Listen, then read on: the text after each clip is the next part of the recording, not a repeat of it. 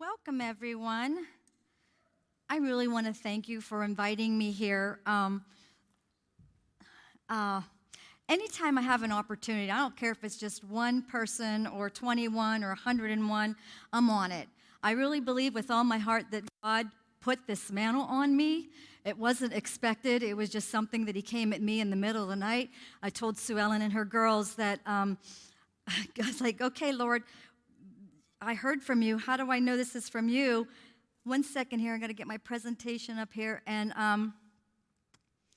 then at 2 o'clock in the morning, 2 weeks later, I'll share a long story short, my phone tings.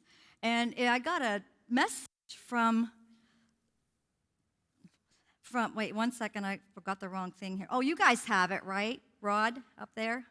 I got a message from a friend that I haven't spoken to for a long time, and she invited me to a human trafficking presentation.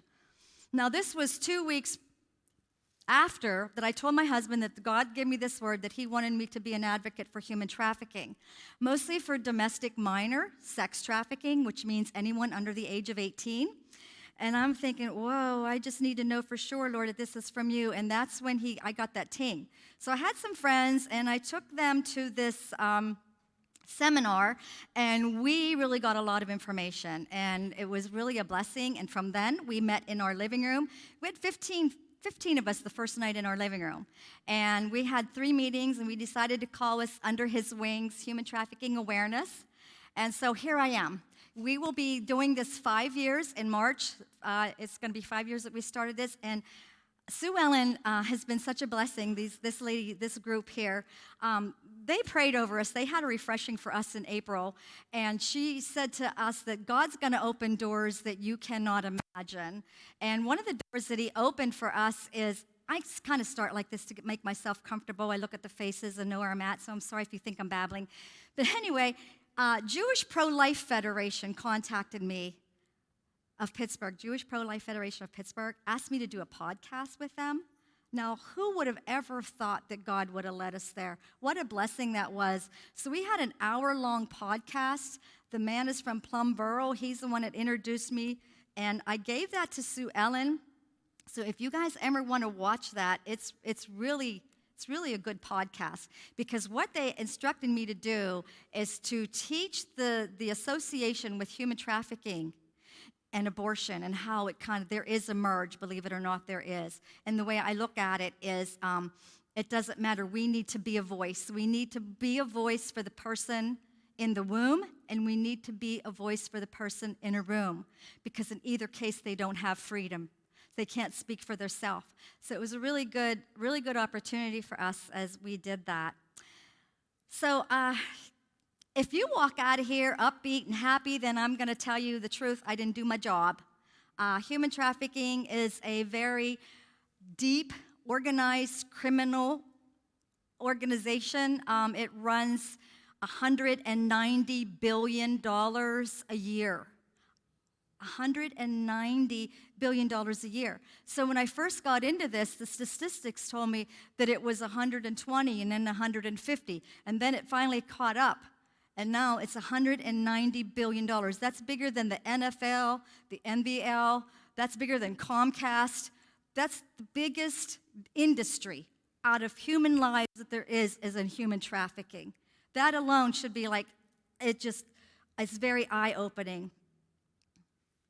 Oh, you guys have it. Okay.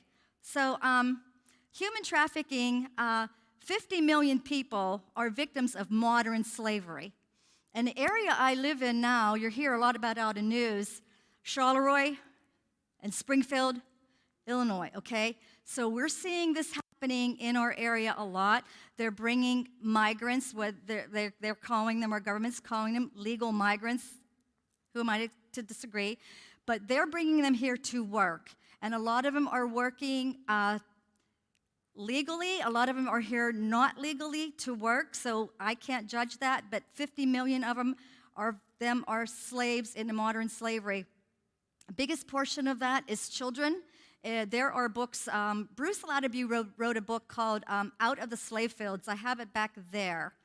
And he literally is from County at Lake, Pennsylvania, and he and his team go to Pakistan, and they rescue children from the slave fields of making brick factories. Why children, you say, Darlene? Well, let me tell you, because children are small to 6 months to when they can start literally walking. What is that, a year, I guess? Up to the age of 4, when they're light, they have small hands. They can walk and tread across the bricks. So when he went there, he happened to witness what was going on. He came back, started his own task force. They pay this on their own, and they go and they rescue children from brick factories, rope factories. You just got to read the book because it's so opening what they're doing with children. You know, when I was in Turkey, I bought a Turkish rug, and I'm like, oh, they're like, you get all wrapped up in this, oh yeah, these little children, they make these tiny little knots to make you this rug. And now it hit me that those little tiny little knots made by tiny little hands, these were probably trafficked children. They're probably working a debt off that will take 4 to 5 generations to pay off. 62% of victims are owned and trafficked by another human or organization. Very, very seldom does someone go out there and, I'm going to say, pimp themselves out. Normally, they are owned. They are someone else's property.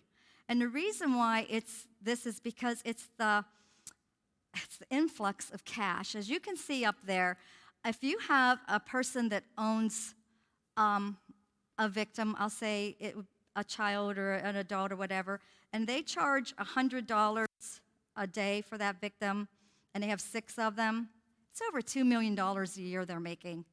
That's a lot of money. And that's all non-tax money. That's Social Security-free, state income tax-free money. So it is a matter of supply and demand. Human beings today in our world, we're a commodity.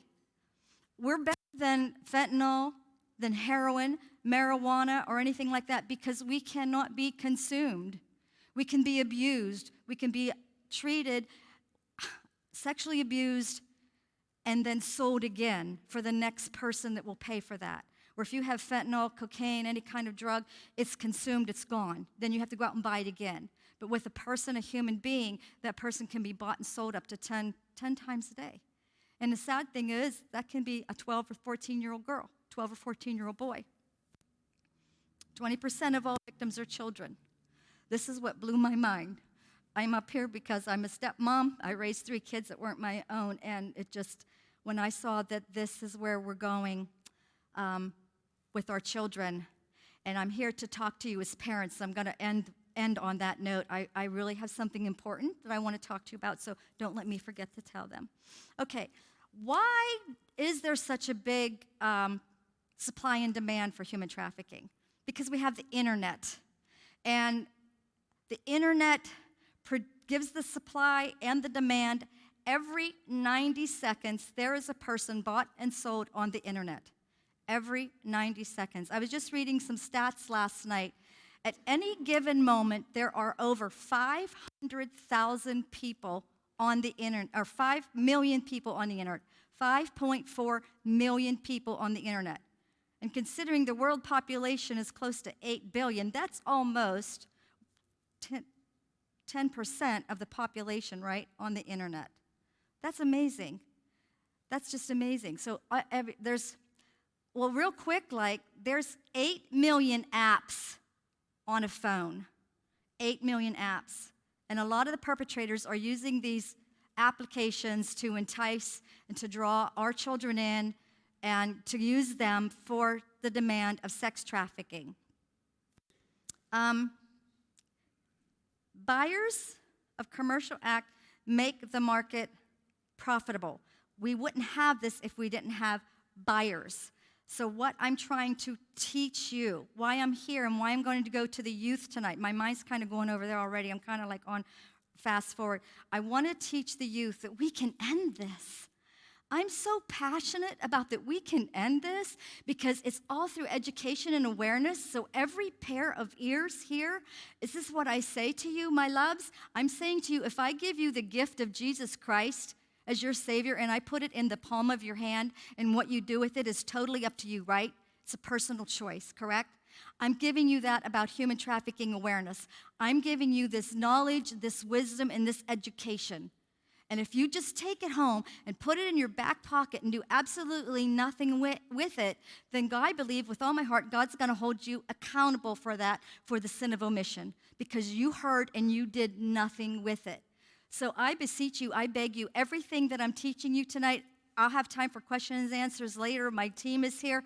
Ask, because I'm just imploring you, please don't just listen to this and do nothing with it. You're responsible for what I'm giving. How's that?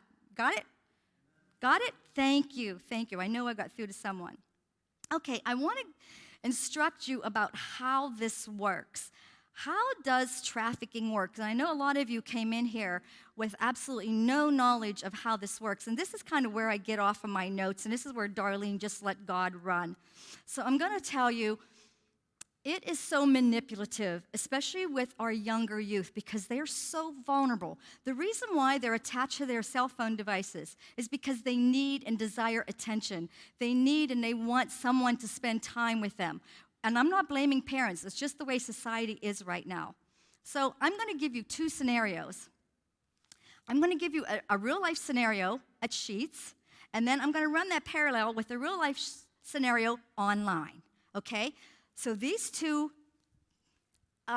situations are very much the same, except one's real life and one is online. So we have a group. I'll show you this.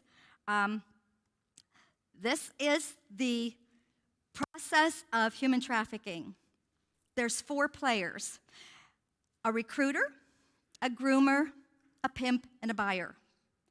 Now, a couple years ago, believe it or not, Google took down the word groomer because it was starting to come out. Like when I first got into this, and I would tell people I'm starting an anti-human trafficking thing, people thought I went crazy, grew a third eye in my forehead, and it's all conspiracy.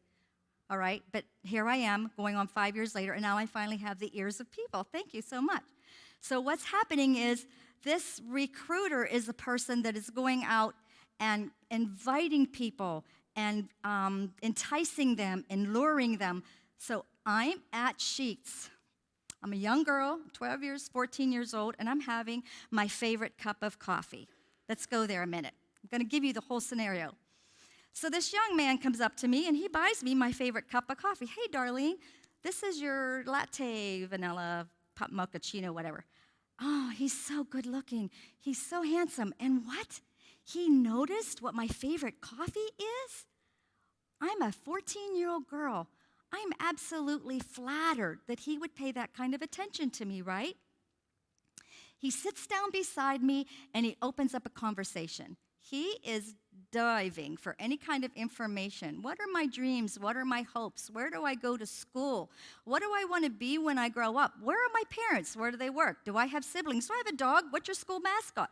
All these questions, and I'm like, I'm just so flattered that he actually cares enough to ask me this, because my parents, they both work, and when they come home, they're laying on a couch, and they could care less. So now he's building this relationship, and this isn't one day. This is like 1 week, the next week, the next week. He's building a relationship, and what is he doing? He's establishing trust, right? So Darlene is falling for this 24-year-old handsome young man that says he just lives down the road. Internet. Darlene is playing games. I'll just say Roblox or whatever it's called. And up comes this really cute, handsome young man, and he says, hey, Darlene, I've noticed you've been playing Roblox for a while. He says, where do you live? I'm like, oh, I live in West Newton. Well, how old are you? Oh, I'm 14. Oh, cool, I'm 16. I live in Belle Vernon. And then he starts recruiting me, asking me personal questions. Where do you go to school? Where's your parents? Do you have a brother? Or do you have a sister? It's the exact same thing, only online. Okay? It happens the exact same way. He's the recruiter. What does he do? He builds trust.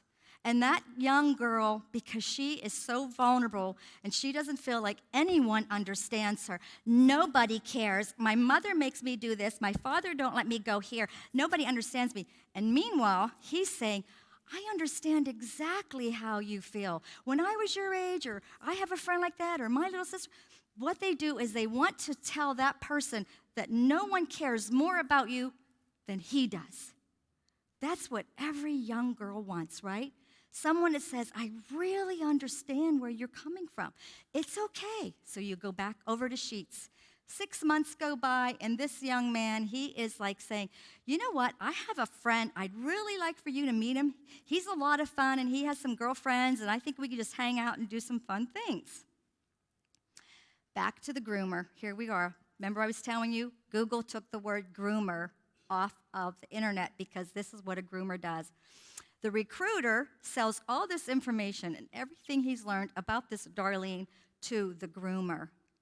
And this is where it gets very sick and very dark. He owns her. He begins to teach her ways of the world. A new swag, a new walk, a new talk, a new language. How to wear different clothes. Buys them Coach purses, Gucci shoes, gets her nails done, gets her hair colored, everything that she wants. Wow, he's grooming her to be exactly what he wants her to act and talk like. But the worst part of it is he gets her using drugs, and she doesn't even know who she is anymore. And while she's using drugs, he begins to teach her how to act like a porn star. They go to strip clubs, teaches her how to dance, how to dress, how to talk the walk. He's trying to promote her, and she doesn't realize it because he's out there saying, no one loves you as much as I do. Oh, babe, if you can get up there and you can dance, I can make my rent this month. I can make my car payment this month because no one can do it as good as you. I love you, no one. And meanwhile, he's got 4 other girls that live with him that does the same thing. But she honestly believes, because she's 14 years old and she didn't get this at home, that this young man loves her and adores her and would do anything in the world for her. Meanwhile, he's manipulating her, brainwashing her, and grooming her. Now, when we were growing up, a groomer was the person that I took my dog to. And what does it do? It changes them, right? So this is what the groomer does. It totally changes their whole mental outlook. They're totally brainwashed. Now you say, Darlene, how can that happen on the internet? Well, let me tell you. But first, I need to get some water. Okay, so back to playing Roblox. This young man, he's still continuing to play the game with me and everything. Got the same information from me.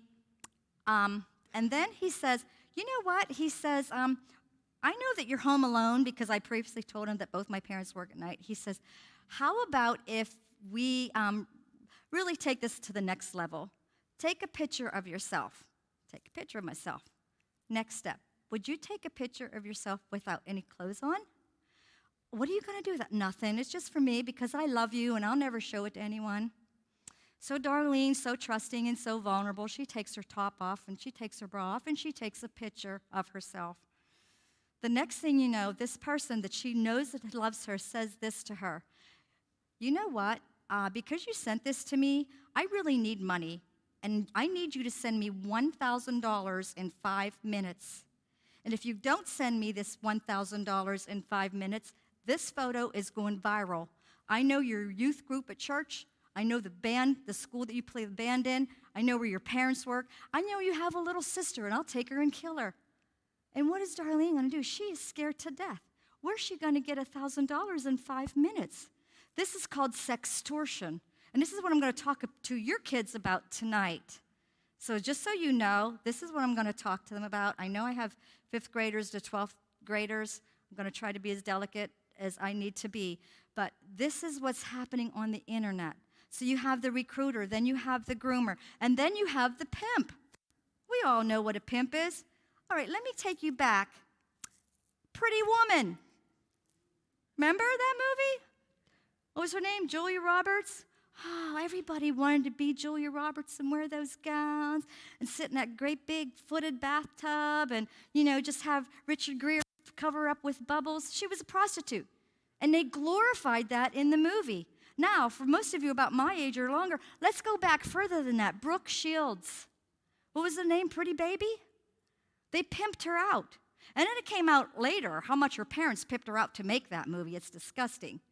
But let me tell you something. We all grew up, after that movie came out, with this term in our head, Oh, she's a child prostitute. You know, you'd go down Pittsburgh and you'd be walking around and you see this young girl selling herself. Look at her. She's a child prostitute. And we condemn them and we judge them. But guess what Darlene learned at the age of 65 years old? There's no such thing as a child prostitute. It's illegal for a child to prostitute herself. It's illegal for someone to buy a person under the age of 18. But you see how they brainwashed us? You see how the media made us accept that she could be a child prostitute? They started that back in the 80s, and there was no such thing. That might have been in the 70s. Does anyone remember? But I'm just saying, this is how the media warps our mind and desensitizes us to sin. We're thinking, oh, look at that young girl. She's a child prostitute. You should feel sorry for her. No, she's being bought and sold by someone that owns her. She has no freedom. Sad, isn't it? So that's what the pimp does. He buys and sells and buys and sells. Then you've got the buyer of the John. So that's pretty much the four main persons involved in human trafficking. Filling a need, targeting the victim, that's a recruiter. Gaining trust and information, that's the recruiter. Filling the need, like getting them the purses and the shoes and their hairs and their nails. Oh, and then I forgot. This is something that the groomer does. They isolate them. No longer around your youth group at church. You're no longer going to see your friends at school. Why? Why? Because he's so afraid, or she, Ghislaine Maxwell, is so afraid that you might tell your friend what's going on. So if you have a child, one of the signs is watch what they're doing with their phone. If they hide their phone when you come around, you got some questions to ask. If they're taking their phone to their room at night, to their bedroom, 87% of the teens do, you've got some questions tonight. If you let your child go to bed at night with their cell phone, they are 87% chance they're going to be encountered by someone trying to pick them up. There was this young girl who was the age of 12 years old. She went into this came from the Acervo Project. You might have heard of them. This is Joe Sweeney's story. Parents are online. They find a picture of their young girl, 12-year-old girl, naked online. How the father find it, I'm not even going to go there. I have no idea. I didn't ask, okay? Let's just say that. So they call the investigators, and they sit down and they talk to the young girl. And they said, how did you get this picture? You don't even have a computer. And the young girl started to cry. And she said, at 2 o'clock in the morning when I knew you were sleeping, I went in and I did this on your computer. She snuck into their bedroom and took pictures of herself for this guy. And he's exploiting her on the internet. See, what we don't understand is the applications that are on the internet. I said there's 5,000 coming out a day. They're not all good. And I want you to know, look at your kids' phones. Go through the apps. Be candid with them. Hey, what do you got on your phone? Don't be investigative. Just be a safe place. I want to talk to you about that, like I said. But there are apps under an app under an app. 3 apps deep of dark things going on. So you look at your kid, open up the apps, you see a calculator or a camera or you see TikTok or whatever. Open it up, see what's underneath it. Open it up, see what's underneath it. You have no idea what these people will do to get to your kids. It's really disgusting. Okay. Next. Yeah, hang on. I hate computers. I lost my mouse. All right. The who's of trafficking. Kind of what I say. There is a trafficker and a pimp, and anyone who profits by receiving cash or benefits from the exchange of a sexual act is considered a trafficker, okay? What is human sex trafficking? Human sex trafficking is the industry is for anyone that is coerced or used force or is paid for any sex acts. That is human trafficking. Men and women and children, anyone's vulnerable. Anyone is susceptible to it. Anyone can be victimized. The greatest, the newest, I don't want, what gender group is growing? Transgender. Gee, what a surprise. because these young kids that are transing obviously have some issues that they don't know where they are, and they need to feel accepted, and they'll do anything to feel loved and accepted. And that's what these people on the internet are all about, bringing someone in, luring someone in, and like, oh, I love you so much. No one understands you. I understand why you're doing this. No one will love you. No one understands you. Get what I'm saying? And if you don't tell your child how much you love them, you're failing them. They need to hear that every single day. Even grandparents, they need to hear that. Vulnerability factors that make individuals more susceptible is low self-esteem. You can look at your son or daughter and know if they have low self-esteem. How much time do they spend with their friends? If they're isolating themselves from their friends, doesn't necessarily mean they're being trafficked, but that tells me there's something going on. They might be bullied at school. They might be neglected at home, in school, poverty, homeless, being in a foster care system. You cannot believe what goes on in our foster care systems. And if you don't want to believe me, get on the internet and search what goes on. CYS, Children Protective Services, they're all... Arizona has such a high trafficking rate in their fostering system, it'll just blow your mind.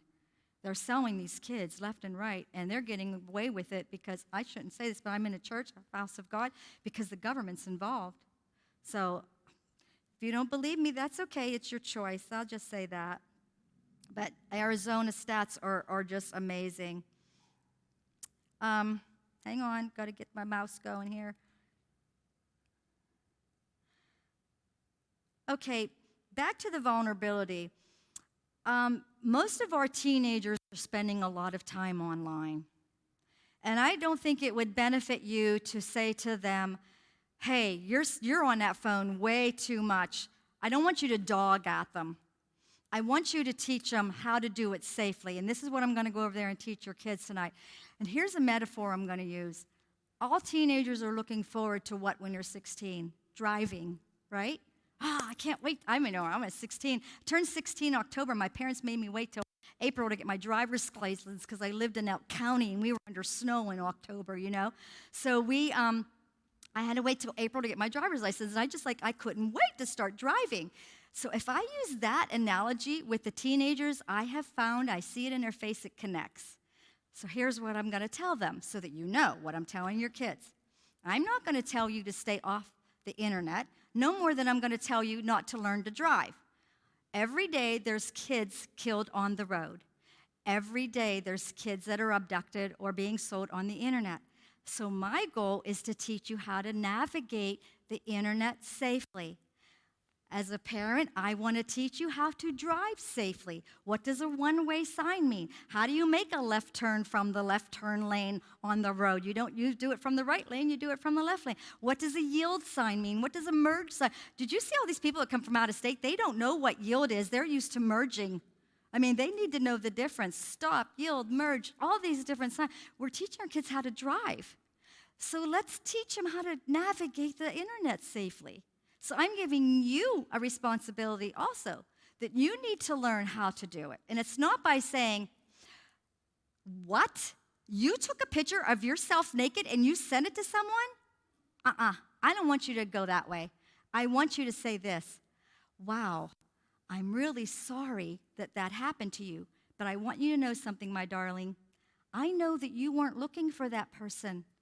That person is looking for you. By the way, did you have to take a snapshot of their picture? Did you happen to write down their profile and what their name is and where they're from? What kind of information? And now let's report it. And I certainly hope you blocked it. That's what I want you to say to your child. Big difference. Not, I'm taking your phone away and I'm grounding you for a month to stay off your phone. No more phone, no more friend. No, because you want to establish that beautiful relationship with them, that they have the freedom to come to you to say, oh, wow, I really messed up. And know that they're not going to be punished for that. Because trust me, they're not out there to do it. They're not thinking about doing it. They're not going to think about doing it until someone invites them to do it. Do you understand where I'm going with that? So it's your responsibility how you handle that, how you react to that. And I'm just trying to give you valid information. Don't punish them for that. It's not their fault. 5 million people are on the World Wide Web every second. 5 million people. Oh, okay, this World Wide Web. Anyone born after 1997, they're labeled as a digital native. That's what we call them, because they were raised in the digital world. I wasn't.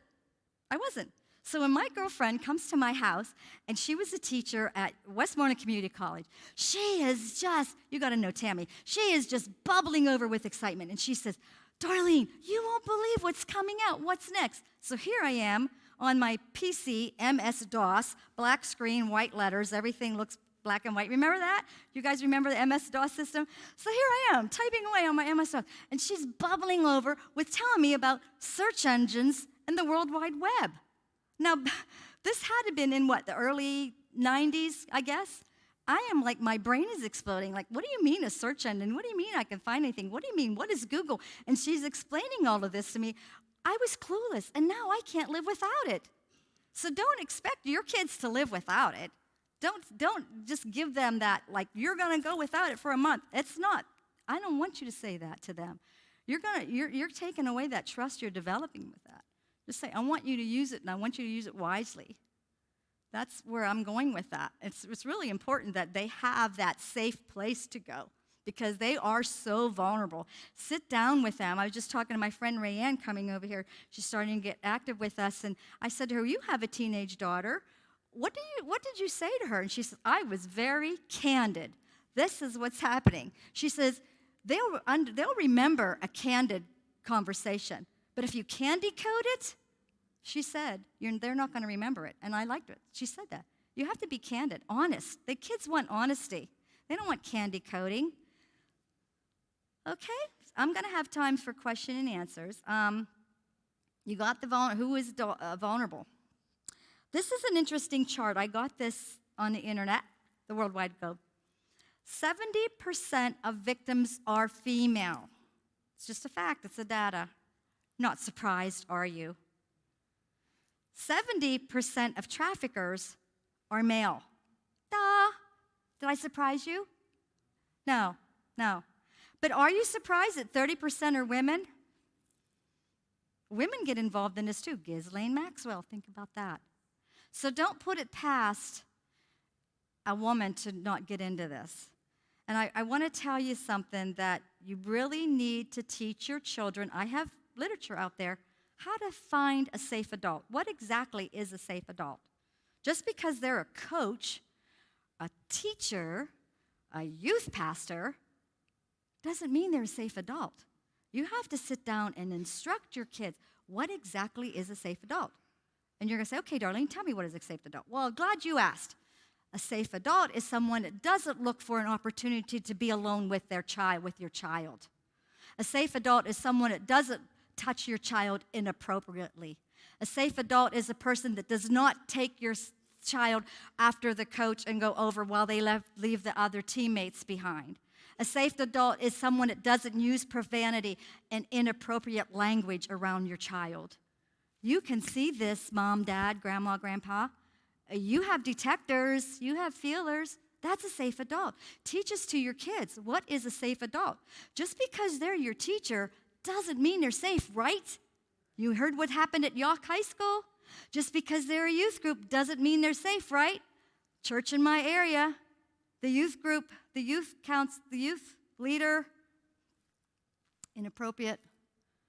That's what I'm saying. Don't take for granted that just because they have that title, they're safe. Your job is to watch them like a hawk. Be Mama Duck. She puts her little ducks underneath her wings, get it? She protects them at all times. She's got eyes behind her head. She makes sure she knows every parent that kid encounters, everything about them. Sometimes you find surprises. It's not your fault. Don't beat yourself up. It happens, okay? But it's your responsibility to make sure that those that they are around are safe adults. Grab the paper back there, okay?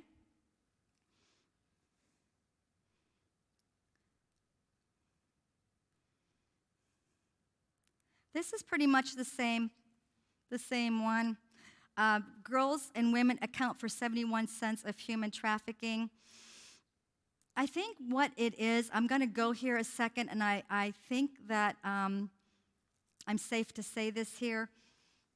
I'm going to build up the suspense a second. Ooh, what's she going to say next? Okay, ready? Immodesty. How they're sexualizing our kids. Watch what's on TV. I mean, I could be watching first and second season of a show that I think is very good, and then the third season, oh my gosh, they're racking it on the pool table, and I don't mean pool balls either. I'm just saying, all of a sudden, it's like, wow, they hooked me for the first 2 seasons. I thought it was a great series. Next thing I know, it's so profane, and they start with the swearing. I don't get that, but how they're teaching our girls to dress, it's a shame that our Hollywood idols are the ones that our kids are looking up to how to dress. And they're sexualizing. And one time I watched this interview, it was a documentary on Amish people. And this young man, he was 17 years old, and he was an Amish boy. It was fun. It was kind of interesting to look at. And then they asked him, they said, well, how do you find it, like out in the world, and how do you deal with how the young girls are dressing? And he got really quiet and very contemplative, and he said this: I would love to tell them that God created men to be attracted to them, even if they're wearing a burlap bag. Wow. I thought, what a word for this 17-year-old boy. What is he saying? They don't need to show their stuff. God created us to be attracted to the opposite sex. He was so wise for that age. We're trying to tell our kids that now. They don't, the booty shorts, the halter tops, it's getting worse. And that's where you're accountable for how they're dressing if they're under 18 at home. You watch that. Be the guard dog. My mother worked 3 to 11. And, by the time we wait up for her and go to bed, it would be midnight. But, man, she was up at 5 o'clock in the morning and made sure I didn't have too much blue eyeshadow on and my skirt wasn't too short. And then she went back to bed. So she was a good mom. I hated her for that, but she was really a good mom. I'd just go to school and put the blue eyeshadow on anyway. It didn't matter, no rebellious spirit in me. And here I am. God's using me anyway. Okay, here's something that's very interesting. A lot of people don't understand the different exploitive means of human trafficking. How am I doing on time, Tammy? I don't have my clock. Huh? Okay, I'll be done in a minute. Okay. When you go to different cities, you always see children panhandling, right? You see a little child sitting on the corner asking for money. 90% of the time or more, that child is being trafficked. That is called exploitive begging. Or you see a man playing the fiddle somewhere, exploitive begging. Or you see, when we were in Italy, we were at the train station, and oh man, that's just an experience. And you are like crushed in there. It's like, I am so short. I'm in everybody's armpits. I just can't wait to get out of the train. But here's these kids behind people with a switchblade cutting open their backpack, and as they're stepping onto the train, their backpack articles fall out. They're being paid. We called them gypsies, but they're paid. They're being trafficked. They are being programmed to do that. That's a sort of labor trafficking, because everything that they get has to go back to their trafficker. So, and there's all kinds, and then back to the kids, the kids, the forced criminality. But look at the age group. Below 10 years old, sexual exploitation, 50%. 10 years old. There was a woman that came up to me at my church. I told Rayanne this story. She told me that her neighbor held her 3-month-old baby down while she allowed 3 men to rape her for drug money. And you wonder why I'm in this? 3-month-old baby. I can't even imagine. And you know what? It's got to the point where I started getting into this, and I'm like, I didn't even want to change my grandchildren. Just seeing my grandson naked, I thought, oh my gosh, this is wrong. And my son said to me, you got to get out of this because you've lost your joy. I went through a season, folks, that I'm like, all I could think, eat, drink was human trafficking and exploitation of children. It took me a while to truly, truly, truly compartmentalize this. There was a story I'll tell you about a young girl in Greensburg. This will be my last story because I'm running out of time because I really want to see those kids. So the mother's standing there at Ollie's, and her little girl is 4 years old, and she's wearing a tutu, blue-eyed, blonde-haired little girl. And this woman comes up. She goes, "Oh, if I had a little girl that beautiful, I'd put her in dancing school too. What a beautiful, blonde-haired, blue-eyed little girl." And my friend Kristen looks at the girl, and she goes, "Oh, thank you." She goes, "Yeah, we have a sister. We're on our way over to so-and-so dancing school to pick up her older sister." So they're there, and they're talking, and Kristen was really, really observant. This is a lesson for you to learn. Mary wore 3 lanyards. One was from the YMCA, one was from the United States Air Force, which she believes was her son's lanyard, and one was from Walmart, where she supposedly worked. Mary had a bright neon green car. Mary wore jeans and a dark shirt. Mary also wore a wig. Kristen picked this up like that. I was so proud of her. So while Mary is talking to my friend Kristen, she hears a voice. "Hey, Mary." Kristen turns around, and she sees this guy, and Mary says, "Oh, that's my friend James. He's a Christian. He goes to Living Waters Church in Monroeville." That's what she said. And then, as James is walking over, asking her about her daughter, a car comes up behind him, blocking in her car. That's when she grabbed her, threw her in the car, threw the package in, and left. When she got to the red light, she pulled over. She looked for that church, Living Water Church in Monroeville, and there was no such thing. So she called me, and she said, "What do I do?" So I told her what to do. If you want to hear about it later, we can. So this is what she did. She wrote it all down. But I just said to her, "I really commend you for that you were able to be so descriptive about this woman. Because here's the fact of the matter. Let's just say, I don't remember what night this was Tuesday night, okay? Then on Thursday night, he's over at Aldi's. And then maybe Friday night, he's at Walgreens or Walmart. So when you report this to people like the Acervo Project, they're putting all these pieces together. Take the pictures, write the descriptions, they'll put it all together. They're putting a puzzle together. Now, what I said to Kristen is, "Oh my gosh, do you realize when she said, 'What a beautiful blue-eyed, blonde-haired little girl you have,' if I had a little girl like that too, I would put her in dancing school too." She was describing to that man, James, where she's at and what to look for. They were going to adopt her. It's so easy. And we're so trusting because we're Christians and we think God is love and Jesus is love and he's going to watch over and he's going to put us under his wings and nothing like this can ever happen to us. She was that close to losing her little girl. And that's a true story. That happened right there in Greensburg. And I can give you accounts and Heather too of what's going on in our Walmart in our area. I don't know about your area, but I'll tell you what, our area is terrible. I do not go there on Saturday and Sunday.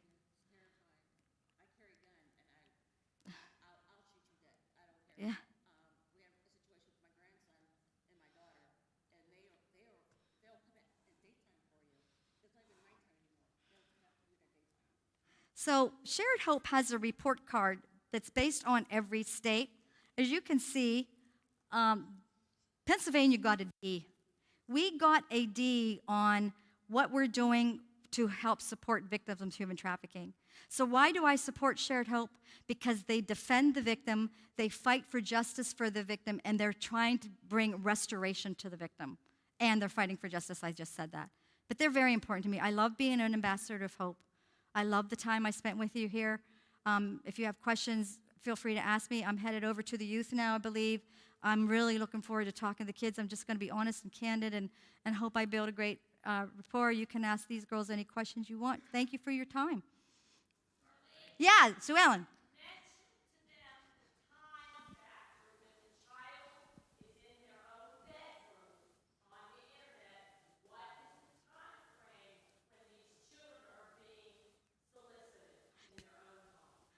Between the hours of 10 and 2. Most people go to bed at 10 o'clock at night, 2 o'clock in the morning. That little girl that I was telling you about that put those pictures over at 2 o'clock in the morning. That is the most vulnerable. That's why I said to you, if you allow your child to go to bed with a cell phone or their device, they have a very high vulnerability rate because that's when the people are out there fishing and looking for these kids. Because why? because they're out there looking for attention or they wouldn't be on the phone. Thank you, Sue Ellen. 10 to 2, 12 to 14-year-olds, highest rate. Thank you. God bless you. I love you. I love your kids. I'm here to we just want to protect them and work with you. And now that you know, you can't not know. Now it's your responsibility for what you do. God bless you. Yeah, Rebecca.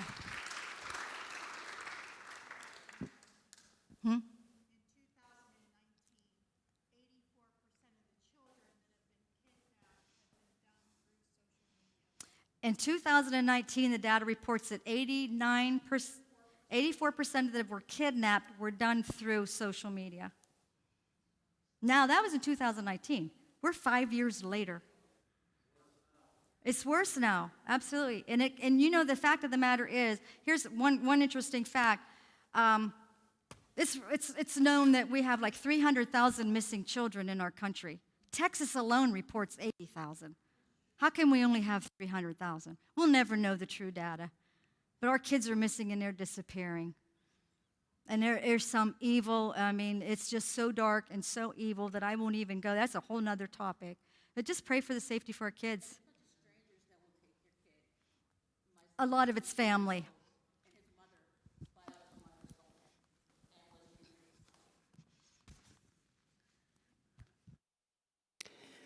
Darlene, thank you so much for what you do, and we appreciate it.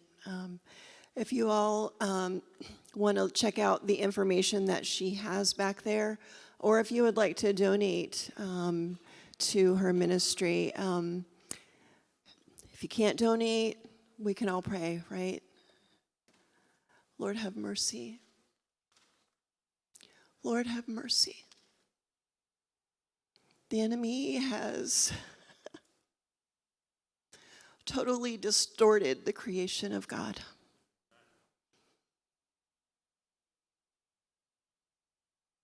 Taking our children into bondage and making them slaves. God never intended for us to live that way. So let's just pray tonight. We're going to pray for our children and also for Darlene. Oh, Father, you see it all. And how your heart must break.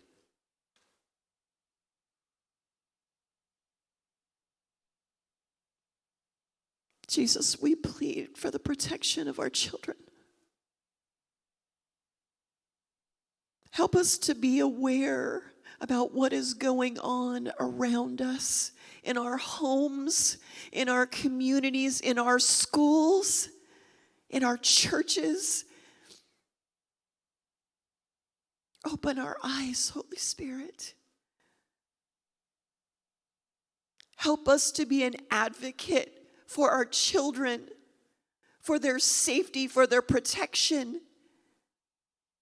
physically, spiritually, mentally, and emotionally, God.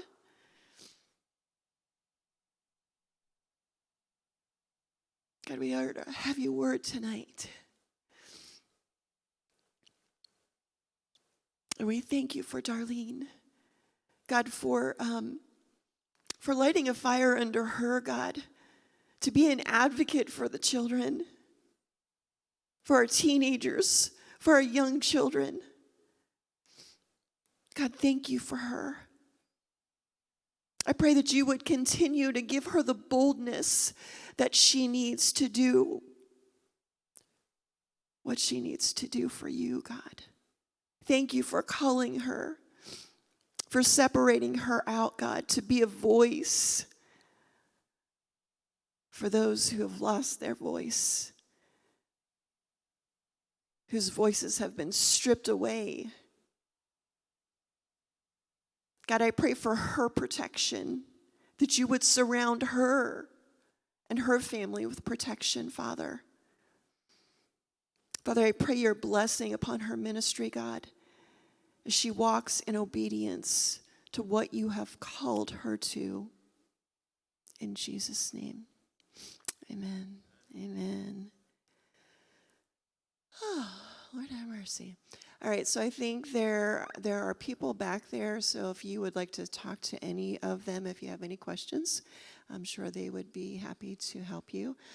We are officially dismissed, but please just check out her information, and please continue to pray for her and the ministry that she does. Amen. Amen.